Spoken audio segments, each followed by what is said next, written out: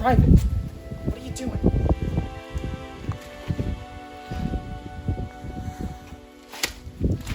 This close. Let's start.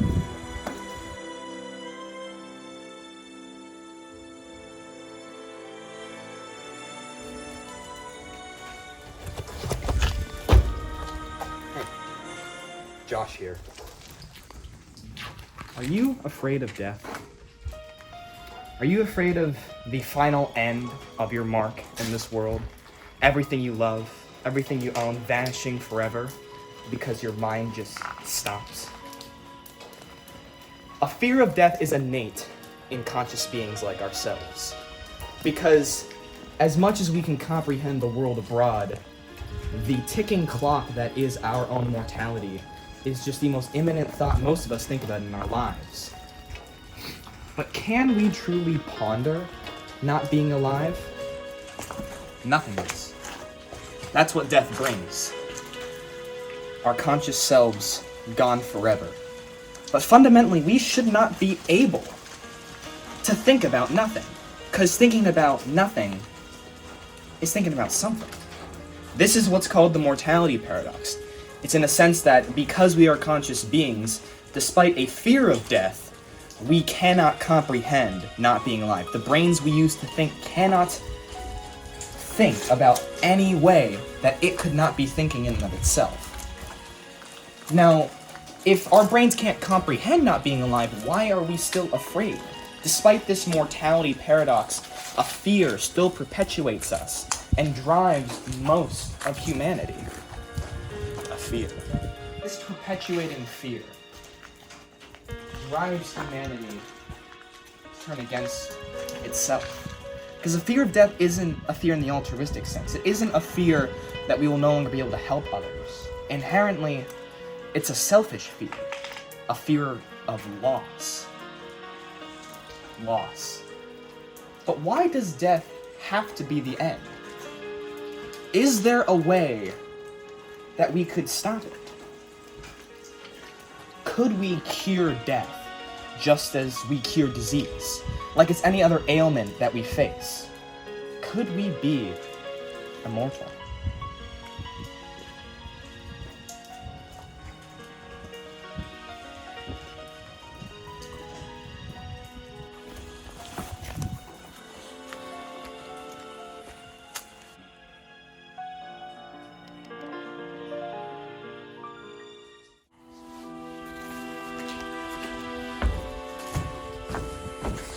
Where did you... You can't just... This is private. Now this quest to live forever, this desire for immortality has persisted in humanity for as long as we've known and had records of it. From stories like Frankenstein to the tragedy of Darth Plagueis the Wise, this desire to live forever is perpetual. And for years and years, it seemed to be only science fiction.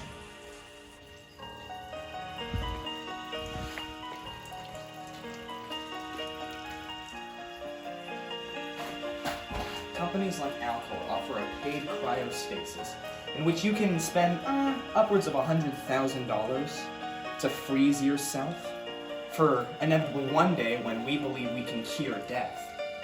But is it death that we're looking to cure for immortality? Because if you cryo-freeze yourself when you're 80 years old, when you come out of cryostasis, the natural processes might still kill you. So therefore, it's the natural process of aging that we're looking to cure, not death.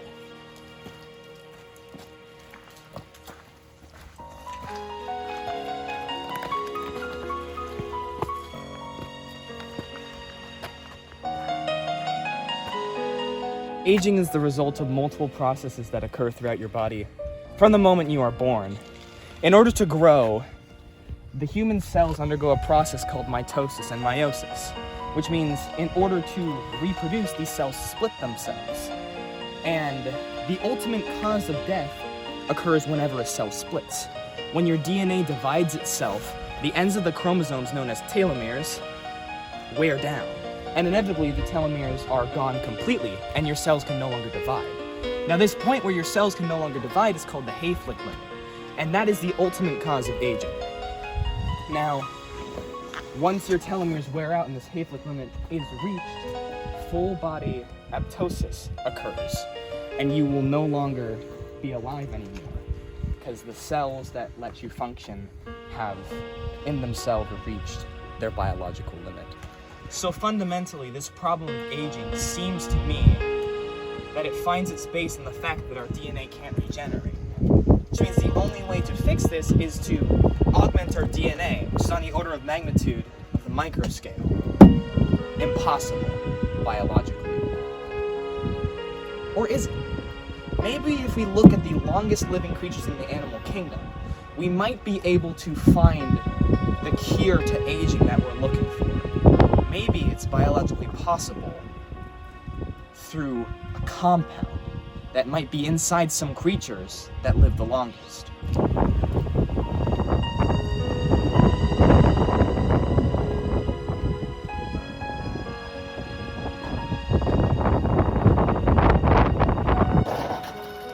A human lifespan lasts on average 79 years.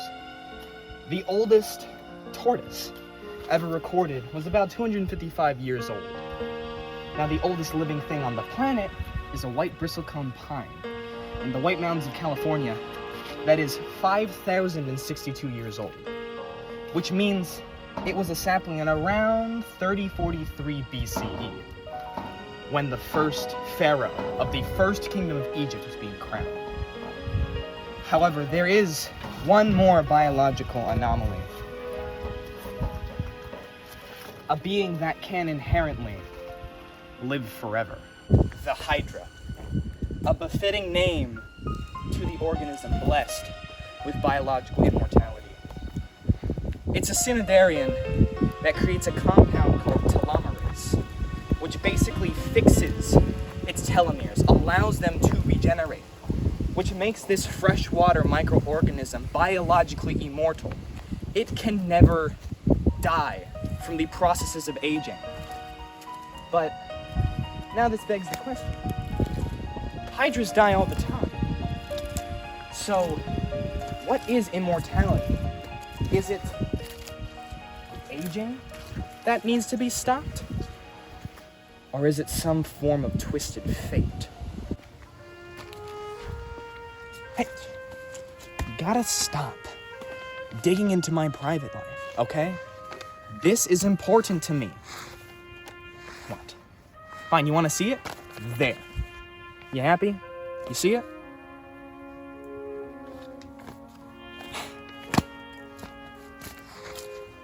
Despicable.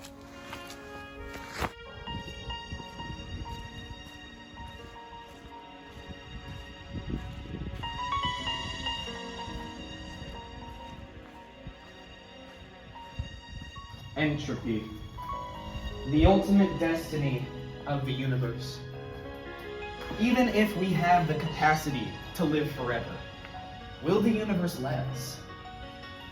Will entropy not just turn the molecules in our body back to their atomic form? Will we not just die from the natural fate of the universe? What gives us the right to desire immortality? What gives us the right to live in this body longer than our time allotted? To steal this matter from the universe and take it for ourselves? Well, if we look at it naturally, the universe's turn to entropy is a cosmic sense of quelling this unbalance. Let's take a look at how long everything truly lasts, and if anything can truly last forever. It takes about 50 years for an aluminum can to decay to its atomic form. About 1,000 years for a plastic bottle. Give or take 10,000 years for stone to erode back to entropy. Our planet has about 7.5 billion years left in its lifetime before it's swallowed by our sun.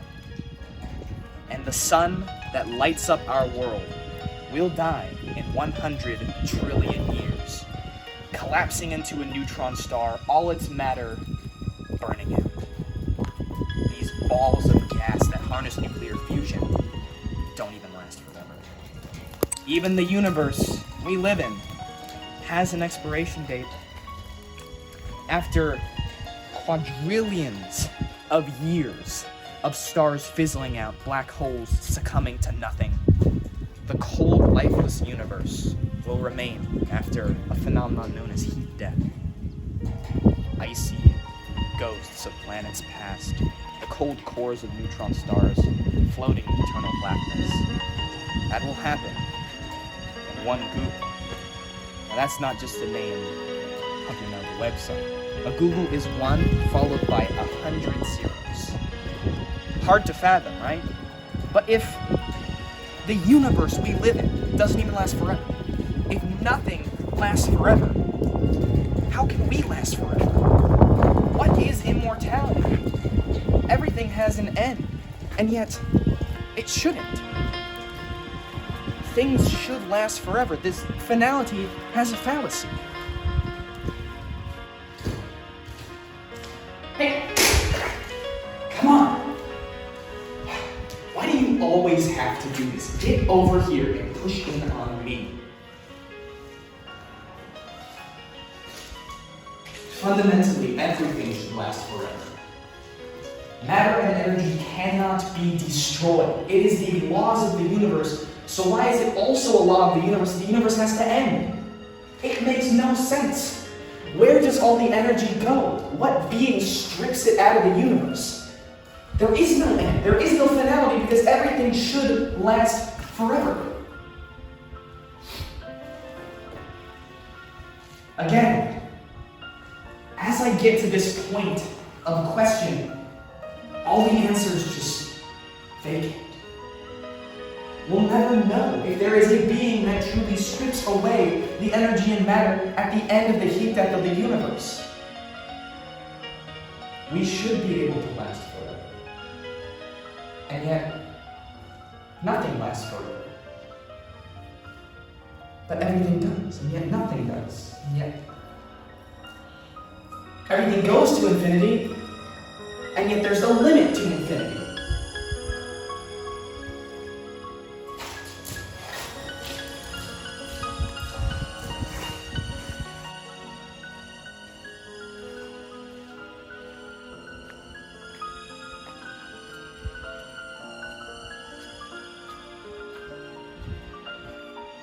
Nothing, and yet everything lasts forever. We are destined to die because it is our fate. The universe wills it so. So I guess instead of chasing these errant dreams of immortality, we just have to come to terms with what we have. We have to cope with this fear of death. And the only way to alleviate that fear is... Really? You're doing this now? What? That's the...